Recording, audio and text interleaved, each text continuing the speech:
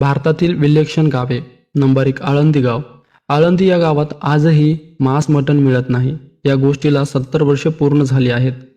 Number 2, Shani Shingnapur, Maharashtra. संपूर्ण गावात एकाही घराला कडी कोयंडा नाही. सर्व दारे उघडे असतात. नंबर 3, सेटफळ, महाराष्ट्र. प्रत्येक ग्रामस्थानाच्या घरात कुटुंबाचा सदस्य आपल्यासारखी सर्पराजाची उपस्थिती असते. नंबर 4, हिरवे बाजार, महाराष्ट्र. भारतातील सर्वात श्रीमंत खेडे. 60 अब्जाधीश घरे, एकही गरीब नाही. सर्वाधिक जीडीपी असणारं हे खेडं आहे. नंबर 5, पनसरी, गुजरात. भारतातील सर्वात अत्याधुनिक खेडेगाव. गावातील सर्व घरात CCTV जोडण्या असून वायफाय सुविधाही आहेत. गावातील सर्व पददीप सौर ऊर्जेवर चालतात. नंबर 6, जंबूर, गुजरात. भारतीय वंशाचे असूनही सर्व नागरिक आफ्रिकन वाटतात. आफ्रिकन अशीच ओळख आहे गावाची. नंबर 7, कुलधारा, राजस्थान.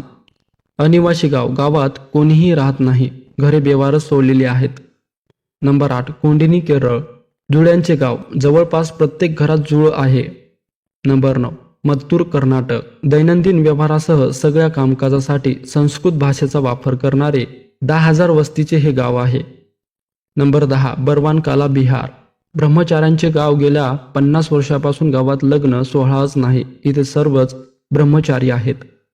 नंबर 11, मावलिनाँग, मेघालया. आशिया खंडातील सर्वात स्वच्छ गाव. पर्यटकांना भुरळ घालणारे लहानशा दगडावरील महाकाय पत्थराचे निसर्ग शिल्पे इथे आहे. नंबर 12, रोंगडोई, आसाम. बेंडुकाचे लग्न लावल्यास पर्जन्य सुरू होतो अशी श्रद्धा जपणारे हे गाव आहे. असं लग्न हा ग्रामसणच असतो. या गावातील उत्सव असतो. नंबर 13, कोर्लेगाव, रायगड जिल्हा, महाराष्ट्र. कोर्लेगाव स्वातंत्र्यानंतर व पोर्तुगीज गेल्यानंतरही पोर्तुगीज भाषा दैनंदिन व्यवहारात वापरणारं एकमेव गाव आहे. नंबर 14, मधोपती गाव, उत्तर प्रदेश. एका गावातून 46 पेक्षा जास्त IAS बनलेले हे गाव. 90% पेक्षा जास्त सरकारी नोकरीमध्ये प्रथम दर्जाचे अधिकारी देणारे हे गाव भारताने नमूद केलेले आहे. नंबर 15, झुंझुनू, राजस्थान. हे गाव फौजीचं गाव आहे.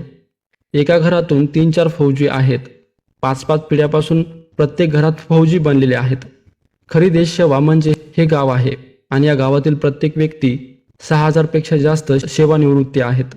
आणि 11,000 पेक्षा जास्त फौजी देशाच्या विविध भागात नोकरीवर रुजू आहेत. मित्रांनो, व्हिडिओ आवडला असेल तर लाईक, शेअर नक्की करा. धन्यवाद.